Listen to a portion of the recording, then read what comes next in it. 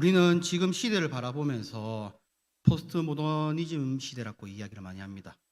그리고 이러한 시대는 우리가 경험해야 하며 세상의 발빠른 시간을 쫓아가고 있다는 것을 단면적으로 보여주고 있는 것이죠. 포스트 모더니즘을 우리가 알기 위해서는 모더니즘을 이해해야 합니다. 그것은 18세기 계몽주의로부터 시작된 이성주의의 시대를 말하고 있습니다. 종교나 외적인 힘보다 인간의 이성에 대한 믿음을 강조하고 있다는 것입니다.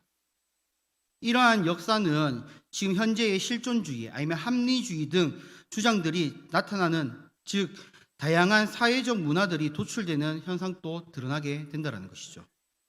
그래서 포스트 모더니즘이라는 말을 한마디로 정리를 잠깐 해보자면 절대 진리의 상실이라는 뜻도 가지고 있습니다. 문제는 21세기가 돌아오면서 좀 달라졌습니다. 뭐냐면 트랜스 모더니즘이라는 이러한 단어들을 이제 사용한다는 것이죠. 이게 참 재밌는 것이 비진리의 득세라는 뜻을 가지고 있습니다. 결국 이러한 삶은 자기 중심의 삶으로 변화시켰고, 비진리가 득세하는 세상에서 사람들은 옳고 그름에 대한 감각, 함께 사는 사회의 윤리와 같은 것에는 관심이 사라지게 됩니다. 다른 사람에게 무슨 일이 일어나도 그 일이 가슴 아프거나 관심을 갖지 않고 자기만 배부르면 되고 자기만 안전하면 되고 자기 가족만 건강하면 된다라는 그러한 사상과 철학들을 가지고 들어오게 된다는 것이죠. 문제는 이러한 사회적인 영향들이 그냥 사회적인 영향에서 끝나면 괜찮겠지만 우리들에게도 그대로 들어온다는 것입니다. 더욱이 신앙을 하고 있는 우리들에게도 영향을 미친다는 것이죠. 모든 종교의 통일과 일치성을 주장하는 소위 종교 다윈주의라는 것도 생기기도 시작을 합니다. 그래서 기독교의 십자가의 대속, 부활의 신앙 같은 무관심하고 사랑, 희생, 구제와 같은 보편적인 가치만을 관심을 갖게 된다는 것이죠. 이게 무슨 뜻이냐면 결국 절대적인 진리를 상실하고 비진리적인 것만 가득한 신앙을 우리가 생활을 하면서 그것이 올바른 신앙이라고 생각하며 그 지표를 바라보며 달려나간다는 것입니다. 그렇다고 해가지고 저는 사랑, 희생, 구제 이걸 하지 말라 이런 얘기가 아닙니다. 왜냐하면 그것은 교회가 해야 할 일이고 바라보면서 나가야 할 일이기 때문입니다. 문제는 우리는 지속적으로 끊임없이 베풀어야 해야 할 그 구제의 일들 속에 우리는 신앙생활을 뺀 채 구제만 한다는 것입니다. 이러한 세상을 살고 있는 우리가 신앙생활을 하고 있는 우리들이 우리의 자녀 아니면 나의 학생 아니면 청년들 아니면 내 이웃들 아니면 내 가족들 많은 주위에 있는 사람들에게 우리는 무엇을 보여주고 있냐라는 것이죠. 분명 우리는 바른 신앙을 가르쳐야 하고 그리고 그것을 보여줘야 합니다. 내 모습을 통하여 삶의 그 신앙의 본보기가 되어야 된다는 것이죠. 그리고 우리가 그 모습을 통해서 많은 사람들을 하나님 앞으로 이끌어내는 그러한 모습도 드러내야 됩니다. 그러나 현실은 어떻습니까? 우리가 지금 보여주고 있는 모습은 어떠한 모습으로 많은 이들에게 비춰지고 있냐는 것입니다. 포스트 모더니즘 시대가 되면서 사회에서 요구하는 모습들이 많아지기 시작을 합니다. 그 중에 최근에 가장 많이 이야기하는 것이 뭐냐면 바로 리더십입니다. 많은 사회에는 리더십을 중요하게 여깁니다. 그리고 리더십을 키우기 위해서 많은 교육적인 투자들도 많이 하죠. 한때 몇 년 전만 해도 학교에서 리더십에 대한 붐이 일어났습니다. 그러다 보니 초, 중, 고뿐만 아니라 대학교까지 그리고 기업까지도 리더십에 대한 특강이나 활동적인 부분들, 교육적인 부분들을 엄청나게 많이 했습니다. 문제는 그렇다고 해서 그 교육을 받은 사람들이 다 리더십이 생겼을까요? 그렇지는 않습니다. 리더십을 경험하면서 리더십이 생겼던 사람들도 있겠지만 대부분 사람들은 다시 원래의 모습으로 돌아갔다는 것입니다. 그저 한두 명의 리더십만을 발휘하는 모습을 두는 것이죠. 꼭 이렇게 말하면 어떤 분들은 이야기합니다. 그래도 한두 명이라는 그 사람들이 리더십을 가졌으니까 괜찮지 않냐라고 이야기하는 사람도 있습니다. 저는 오늘 말씀을 통해서 이야기하고 싶습니다. 굳이 그렇게 하지 않으셔도 된다라는 것입니다. 왜냐하면 오늘 우리는 다윗을 통해 올바른 리더가 어떻게 만들어지고 키워지는지를 보려고 하는 것입니다. 천재성이나 기질적인 부분을 다룬다? 아닙니다. 그에게는 특별함이 있었다라는 것이죠. 그래서 오늘 말씀을 통해서 우리는 다윗의 삶의 전반적인 부분을 바라보면서 우리가 어떻게 리더로 성장하고 있는지에 대해서 우리가 한번 보자는 것입니다. 첫 번째는 뭐냐면 영적인 도움을 주는 친구가 있었다라는 겁니다. 다윗에게는 가장 친한 친구가 있습니다. 그것이 누굴까요? 네? 맞습니다. 감사합니다. 말해주셔서. 요나단입니다. 요나단은 일반 친구가 아닙니다. 참고로 요나단은 사울의 아들이기도 하지만 왕의 아들입니다. 즉 왕자였다는 것이죠. 이러한 사람이 한낱 양치기 소녀와 둘도 없는 친구가 되는 것입니다. 사무엘상 18장 1절에서 4절까지 내용을 보면 다윗과 요나단의 관계가 나타나고 있습니다. 그가 얼마나 가까웠는지가 드러나는데 1절에서 뭐라고 이야기하냐면 요나단의 마음이 다윗의 마음과 하나 되어 요나단이 그를 자기 생명같이 사랑하느니라 라고 이야기합니다. 또한 3절에서는 요나단은 다윗을 자기 생명같이 사랑하며 더불어 언약을 맺었다고 이야기하고요. 4절로 넘어가면 요나단은 자기의 겉옷을 벗어 다윗에게 주었고 자기의 군복과 칼과 활과 띠도 그리하였다라고 이야기합니다. 요나단은 다윗의 애틋함도 있었지만 다윗과의 생각과 일치하였고 또한 신뢰하였고 사랑하였다라고 이야기합니다.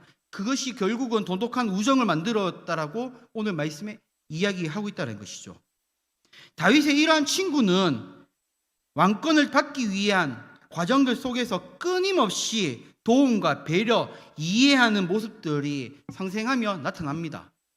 만약 요나단이 다윗과의 우정이 형성되지도 않는 상황에서 요나단이 자신이 왕권을 받기 위해서 다윗을 바라봤다라면 이러한 우정이라는 개념보다는 아마 다윗은 역적이었을 겁니다. 자신의 자리를 차지하고 자신의 목숨을 위협하는 자로 본다라는 것이죠. 그러나 어떻게 됐습니까? 하나님께서는 그걸 미리 아셨을 겁니다. 결국 다윗의 가장 든든한 후원자를 요나단으로 만들었다라는 것입니다. 좋은 친구를 가진다는 것은 중요합니다. 사회에서는 다양한 공동체와 친구들을 중시하고 있다는 것이죠. 그리고 친구 사이에 우정을 가지고 우리는 함께 베스트 프렌드라는 이런 명칭을 붙이며 으쌰으쌰하며 함께 살아갑니다. 그래서 사회에서는 많은 모임과 많은 친구들이 있다라는 것은 그 사람의 그 평판도 높아질 수 있는 유일한 무기와 같은 일입니다. 하지만 교회는 조금 다릅니다. 교회는 이러한 개념이 되는 것이 아니라 교회는 하나의 공동체입니다. 문제는 이러한 교회 공동체 안에서 함께 협력하여 도와야 됨에도 불구하고 우리는 그저 시기하고 질투하는 과정들을 너무나 많이 경험한다는 것이죠. 또한 자신의 자리를 지키기에 급급합니다. 사회에서 배웠던 그러한 모든 형태들을 교회에서 동일하게 행한다는 것입니다. 누군가가 자신의 자리를 차지하려고 다가오기 시작하면 우리는 반갑게 맞이하는 것이 아니라 금방 경계를 드러내며 저 사람이 왜 내 자리에 오려고 하지라는 불편함을 드러낸다는 것입니다. 자신이 원하는 일이 아니면 언제든지 박차고 도망갈 수 있도록 만들기도 합니다. 그렇게 해야만 자신이 하고 싶어하는 일만 할 수 있거든요. 우리는 교회에서 많은 이야기를 할 때에 종종 이런 이야기를 많이 합니다. 다윗과 같은 사람이 되십시오. 다윗 왕과 같은 사람이 되기를 바랍니다. 맞습니다. 저도 다윗과 같은 존재로 우리 성도님들이 성장하기를 바랍니다. 그러나 우리가 다른 한편으로 본다면 내가 다윗과 같은 존재가 되지 않더라도 다른 누군가의 다윗과 같은 존재로 성장시킬 수 있는 요나단과 같은 친구가 되어도 얼마나 좋을까라는 생각을 해봤습니다. 즉 누가 다윗이고 누가 요나단이고 이것이 중요한 것이 아닙니다. 내가 교회 공동체 안에서 요나단처럼 친구들을 도와주고 아니면 옆에 주위 분들을 도와주면서 내가 누군가를 다윗과 같이 만들 수도 있을 뿐만 아니라 누군가가 요나단처럼 나를 도와서 나를 다윗처럼 성장시킬 수도 있다는 것입니다. 우리는 이러한 신앙적 공동체가 되어야 합니다. 내가 높아지려고 노력하는 것이 아니라 함께 섬기고 함께 도와주며 먼저 다가가고 먼저 손을 내밀면 누군가에게 둘도 없는 친구가 되고 누군가에게 신앙에 함께 성장하는 공동체가 된다는 것을 우리 성도님들이 기억하셨으면 좋겠습니다. 우리 성도님들이 이러한 역할이 되었으면 좋겠습니다. 내가 누군가의 요나단, 내가 누군가의 다윗이 되었으면 좋겠다는 겁니다. 두 번째로는 하나님의 영향을 항상 받았다는 것입니다. 영향력이라는 것은 정말 엄청난 파급 효과가 있는 것입니다. 교회 안에서 어떠한 영향력을 가졌냐에 따라서 교회의 존폐가 좌우되는 현상들도 저는 솔직히 많이 봤습니다. 그래서 자신들이 가진 계급이나 그 영향력을 토대로 자신의 손 위에 교회를 두고 흔드시는 분들도 너무나 많이 봤습니다. 그러나 우리는 그러한 것에 현혹돼서는 안 됩니다. 왜냐하면 이 영향력을 통해서 신앙의 본이 되어야 됨에도 불구하고 신앙관이나 그 문제점들을 교회에서 많은 이들에게 드러내면 안 된다는 것이죠. 오늘 읽은 말씀 중에 7절인데 우리 한번 다 같이 한번 읽어보겠습니다. 자, 7절입니다. 자, 시작. 뛰놀며 노래하여 이르되 사울이 죽인 자는 천천히요 다윗은 만만히로다 한지라. 아멘. 이 말씀을 시작으로 사울은 다윗을 시기하기 시작을 합니다. 시간이 흘러서는 다윗을 죽이려고 하기도 하는 것이죠. 문제는 이 사울이 이 현상을 하기 이전부터 하나님의 영향력에서 벗어나기 시작을 했다는 겁니다. 자, 10절인데 제가 한번 사무엘상 18장 10절 말씀 한번 다 같이 제가 한번 읽어드리겠습니다. 그 이틀날 하나님께서 부르시는 악령이 사울에게 힘있게 내리매 그가 집안에서 정신없이 떠들어대므로 다윗이 평일과 같이 손으로 수금을 타는데 그때에 사울의 손에 창이 있는지라. 아멘. 사울이 의지해야 할 하나님의 영향력을 벗어나는 순간 악의 영에 사로잡혀 무엇이 올바른 행동인지를 구별이 되지 않을 정도로 악의 영에 사로잡혔다라고 이야기하고 있는 것입니다. 하지만 이러한 현상은 단순히 짧은 시간에 나타난 것은 아닙니다. 왜냐하면 사무엘상 16장 14절의 말씀에 보면 여호와의 영이 사울에게 떠났고 여호와께서 부리시는 악령이 그를 번뇌하게 한지라 라고 이야기합니다. 그러니까 이 순간에 잠깐 들어왔다는 것이 아니라 사울은 그 전부터 악령에 휩싸였다는 것이죠. 사울은 끊임없이 전쟁을 해왔던 사람입니다. 그리고 그 전장에서 끊임없이 살아남았고 하나님의 도우심을 이해했습니다. 그리고 그것 또한 인정을 했던 사람이죠. 하지만 골리앗과의 전쟁에서는 좀 달랐습니다. 왜냐하면 두려움에 쌓여 있었다는 것이죠. 하나님을 의지하기보다는 골리앗을 이길 수 있는 더 큰 무기가 그에게는 필요했다는 겁니다. 결국 그는 지금까지의 하나님의 그 올바른 판단과 하나님의 그 도우심과 용기에 그 부어주심, 그에게 주셨던 선한 의를 모두 저버리고 자신이 가진 가장 좋은 선한 자질들을 찾으려고만 했다라는 것입니다. 결국 이 사건을 통해서 그는 그의 마음에 뭔가 많은 것들을 파괴하였고 그를 번뇌케 하였고 그를 괴롭게 만들었다라는 것입니다. 그 현상이 어떻게 됐습니까? 사울은 점점 초조해지기 시작을 하고 성미가 까다로워지기도 했습니다. 불평을 잘 토해이기도 하고요. 소심하기도 하고 의심을 잘 품기도 하였고요. 때로는 깜짝깜짝 놀라면서 부들부들 떨기도 했다라고 성경에서 이야기하는 것입니다. 결국 이 모습을 보잘것없는 양치기 소년의 말에서 더욱 비교가 됩니다. 사무엘상 17장 37절에 보면 이렇게 이야기합니다. 다윗이 이르되 여호와께서 나를 사자의 발톱과 곰의 발톱에서 건져내셨은즉 나를 이 블레셋 사람의 손에서 건져내시리이다. 아멘. 이 모습을 보면 사울과 다윗의 그 차이가 명확하게 보인다는 겁니다. 재밌는 부분은 사울의 이러한 현상들이 지금의 백성들에게도 그대로 나타나고 있다는 것입니다. 다윗의 과감함과 용기, 생각 등 하나하나가 하나님의 도움이라는 것을 다윗은 고백하고 있습니다.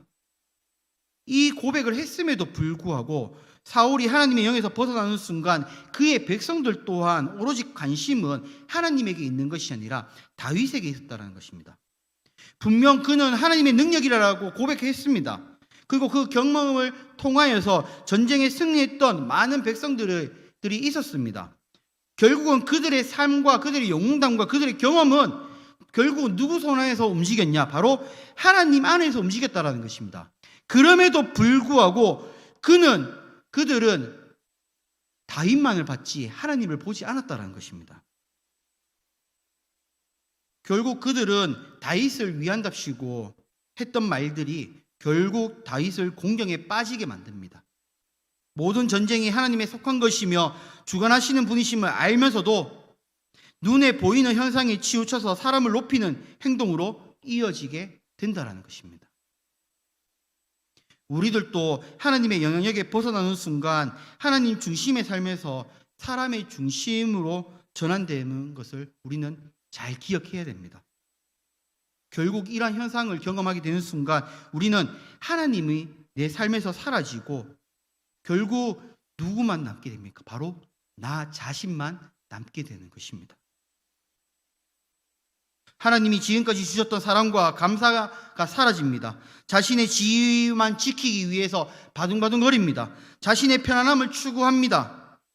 결국은 내 삶에서는 하나님이 사라지게 된다라는 것이죠. 우리 성도님들의 삶 속에 하나님의 영향력을 벗어나지 않기를 소망합니다.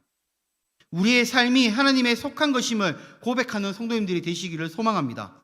그리고 끊임없이 하나님의 영이 우리 성도님들의 삶 속에 지속히 머물기를 축복합니다. 마지막으로 세 번째로는 끊임없는 기다림과 순종이 필요합니다. 오늘날 미디어가 많이 발달하면서 사람들이 기다린다는 것은 참 힘들어합니다. 휴대폰으로 켜서 거기에서 인터넷에 들어갔을 때에 만약에 로딩이 길어진다면 우리 성도님의 마음이 어떻습니까? 편안하십니까? 아마 거의 편안하신 분 몇 분 안 계실 겁니다. 왜냐하면 그것을 안 만지신 분들은 아무 생각이 없으시겠지만 만질 줄 아시는 분들은 너무나 답답하다는 것이죠. 자동차를 운전하고 가고 있습니다. 내 앞에 차가 분명히 속력을 80km 도로인데 속력을 50km로 앞에 끌고 가고 있습니다. 마음이 어떠십니까? 편안하십니까? 아마 현재 지금 보이지 않는 모습도 분명히 보일 때가 있을 겁니다. 이렇듯 우리는 기다린다라는 것은 우리 마음이 참 힘든 일입니다. 기다린다라는 것. 우리가 일이 풀리지 않는데 분노는 계속 쌓여가는데 내 감정을 계속 억누르고 참아내며 그것을 버틴다? 아마 우리가 속된 말로 화병 난다라고 아마 할 겁니다. 결국 그래서 우리는 어떻게 합니까? 내가 기다리기보다는 그냥 아예 다른 타인을 기다리게 만드는 사람이 돼버립니다. 결국은 약속 시간이 있는데도 항상 우리가 이런 말로 핑계 대잖아요. 코리안 타임. 코리안 타임이 어디 있습니까? 죄송한 얘기지만. 그러나 우리는 그런 걸로 뭘로 만듭니까? 10분, 20분, 1시간 늦는 것은 그냥 당연하게 여긴다는 것이죠. 결국은 내 초조함을 벗어 던지기 위해서 누군가의 불안감을 높인다는 겁니다.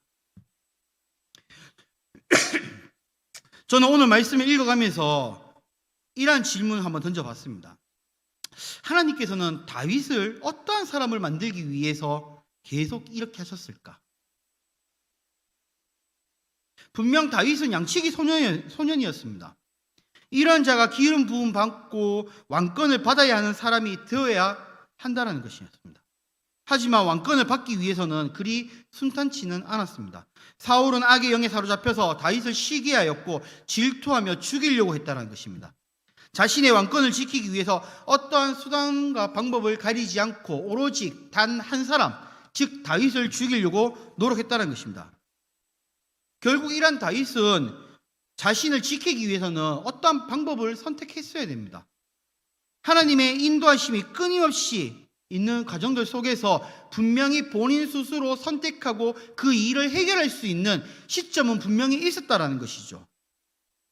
사무엘상 24장 6절에 보면 이렇게 말합니다.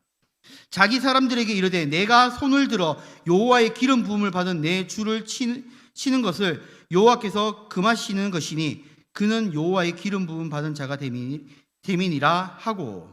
아멘. 끊임없이 자신을 죽이려고 했던 이 사울을 갑자기 다윗에게 좋은 기회가 왔다는 겁니다. 무엇입니까? 바로 사울을 죽일 수 있는 기회가 왔다는 겁니다.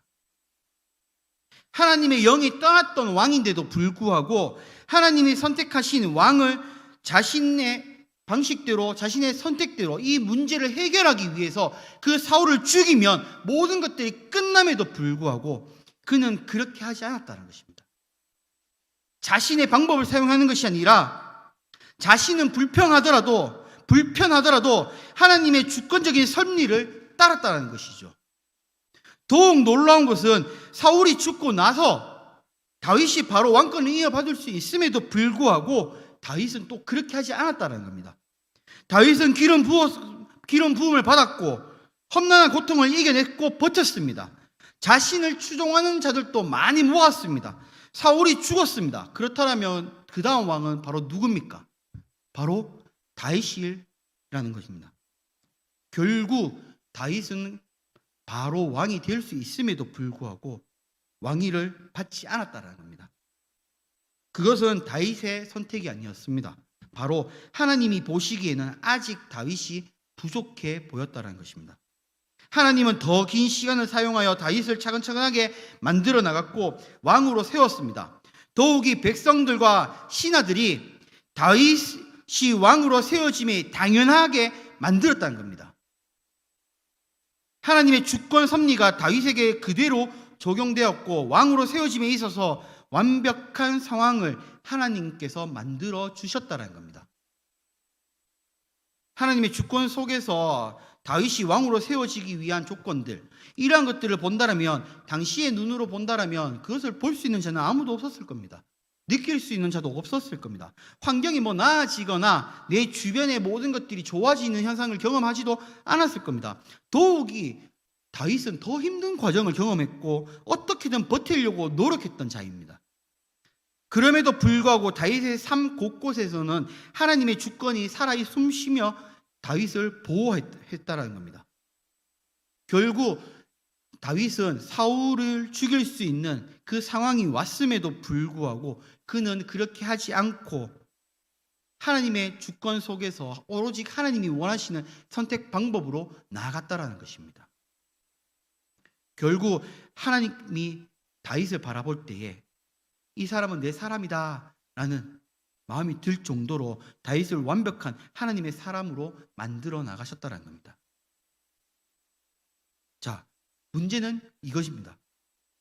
그 과정들 속에서 다윗은 고통이 없었을까요? 하나님과 함께하는 이 다윗이 고통이 없었겠냐는 겁니다. 아닙니다. 다윗은 이것을 여기까지 오기 위해서 엄청난 고통을 경험하면서 왔습니다. 아까 전에도 이야기했지만 그의 삶이 나아진 것도 아닙니다. 그의 환경이 좋아진 것도 아닙니다. 그의 주변들이 뭔가에 경험했거나 뭔가 하나님의 그 은혜들을 그런 것이 없습니다. 그럼에도 불구하고 다윗은 버텼다는 것입니다. 그 고통을 버텨냈다는 것이죠. 이 버팀의 가장 기본적인 다윗의 방법이 단 한 가지가 있습니다. 그 한 가지가 바로 뭐냐면 바로 질문이었습니다. 질문. 항상 하나님 중심으로 질문을 하고 행동으로 이어나가는 다윗의 모습을 성경에서 볼 수 있습니다. 영적으로나 실력으로나 다윗은 뛰어났습니다. 하나님의 긴 시간 동안 긴 그 간섭을 통하여서 다윗을 만드셨고 다지셨고 견고한 성처럼 만드셨습니다. 그럼에도 불구하고 다윗은 하나님 앞에 항상 빠지지 않는 것이 바로 질문이었던 것입니다. 백성들뿐만 아니라 군대들도 다윗을 따랐습니다. 신하들은 두말 없었습니다. 그럼에도 불구하고 다윗은 놓치지 않고 항상 했던 것은 바로 하나님께 질문을 던지면서 이야기를 했던 것입니다.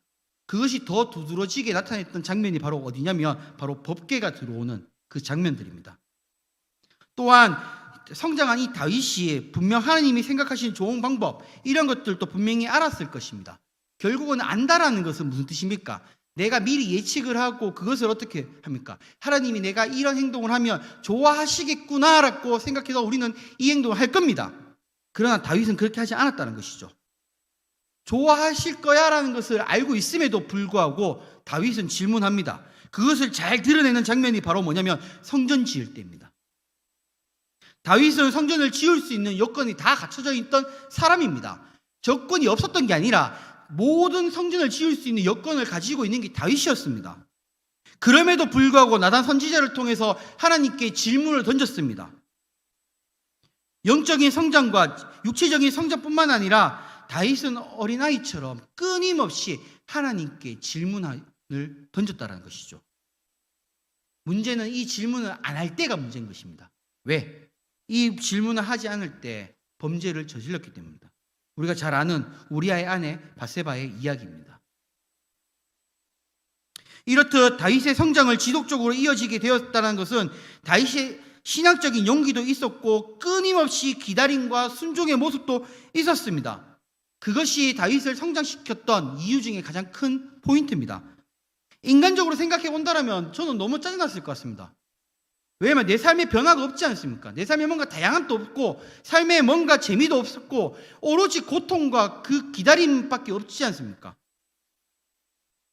그럼에도 불구하고 하나님의 주권을 인정하고 끊임없이 기다리는 모습은 우리가 정말로 배워야 될 모습인 것입니다. 말씀을 정리하겠습니다. 우리는 신앙생활을 하면서 삶을 산다는 것은 무척 힘이 드는 일입니다. 그리고 교인으로서, 부모로서 살아간다는 것도 엄청나게 힘든 일입니다. 이러한 힘든 상황들 속에서 우리 성도님들은 무엇을 가르치고 보여주고 있습니까? 하나님이 중요하다는 것을 알면서 세상이 더 중요하다고 하지 않습니까? 교회의 헌신이 중요하다는 걸 알면서도 자기 발전을 노력하라고 이야기하지 않습니까? 성경을 읽는 것이 중요한 것을 알면서도 영어 단어 하나 더 외우라라고 이야기하지 않습니까? 기도를 해야 하는 것이 중요한 것을 알면서도 피곤하니 잠을 좀 더 자라라고 이야기하지 않습니까? 말씀을 듣는 것이 얼마나 중요한지를 알면서도 세상의 높이만을 이야기하고 있지 않습니까? 우리는 하나님이 얼마나 중요한지를 알면서도 하나님을 중요하다 하지 않고 말씀이 중요하다는 것을 알면서도 말씀 묵상도 하지 않습니다. 우리 성도님들은 영향력 있는 리더십을 가지고 계십니까? 여기 계시는 성도님들이 영향력 있는 올바른 리더로 성장하기를 바랍니다. 이 리더라는 것은 우리 아이들 다음 세대들에게만 적용하는 개념이 아닙니다. 우리들도 리더십을 키워야 된다는 것이죠. 지금 우리는 대상교회를 위해 무엇을 고민해야 할지 고민을 해야 할 시기입니다. 오늘 다윗을 통해 본 것처럼 대상교회의 성도님들께서 좋은 관계의 공동체, 하나님의 영향력이 느낄 수 있는 환경을, 또한 끊임없이 기다림을 경험하고 이겨낼 수 있는 그 힘을 심어주는 영향력 있는 리더가 되시기를 소망합니다. 히폴리투스라는 책이 있습니다. 조금 말이 좀 이상하죠. 히폴리투스 사도 전승이라는 책입니다. 이 책은 초대 로마 시대 때 3세기 초쯤에 로마 교회 안에서 많은 저서를 남긴 중요한 인물 중에 한 명하고 그가 이제 사도 전승이라는 책을 만들었습니다. 사도 전승은 하나님께서 교회에 허락한 교회의 바른 규칙들을 형식적으로 책으로 남겼던 이야기입니다. 그 속에 나오는 사람들이 있는데 제가 몇몇을 얘기하면 첫 번째는 감독자, 이거는 목회자를 의미합니다. 그리고 장로, 그리고 작은 봉사자, 그리고 예비 신자, 그리고 교회 생활 전반적인 내용, 이런 것들로 채워져 있습니다. 그 책에서 보면 예비 신자 같은 경우는 3년 동안 말씀을 들어야 합니다. 3년이 끝났을 때 기간이 아닌 그의 삶을 보고 세례를 줄지 말지를 판단합니다. 이 책에서 정말 재밌게 제가 보면서 눈여겨보는 것은 신앙에 대한 철저한 훈련과 생활화가 있다는 것입니다. 특히 기도에 대한 교훈에서는 어떻게 되어 있냐면요. 잘 들어보십시오. 매일 한 장소에 모여 간단한 가르침을 듣고 그리고 그 자리에서 기도를 하고 일을 하러 갑니다. 그러니까 지금으로 따지면 다 같이 함께 교회에 모여서 간단하게 말씀을 듣고 여기서 같이 함께 기도하고 자기 직장으로 나아가는 것입니다. 또한 아침에 일어나 일하기 전에 손을 씻고 하나님께 기도해야 한다는 규칙도 있습니다. 지금 만약에 이러한 예전에 전성에 있던 그 신앙을 적용을 우리에게 한다면 우리는 올바른 신앙을 가진다라고 하는 규칙이 몇 명이 이것을 할 수 있겠습니까?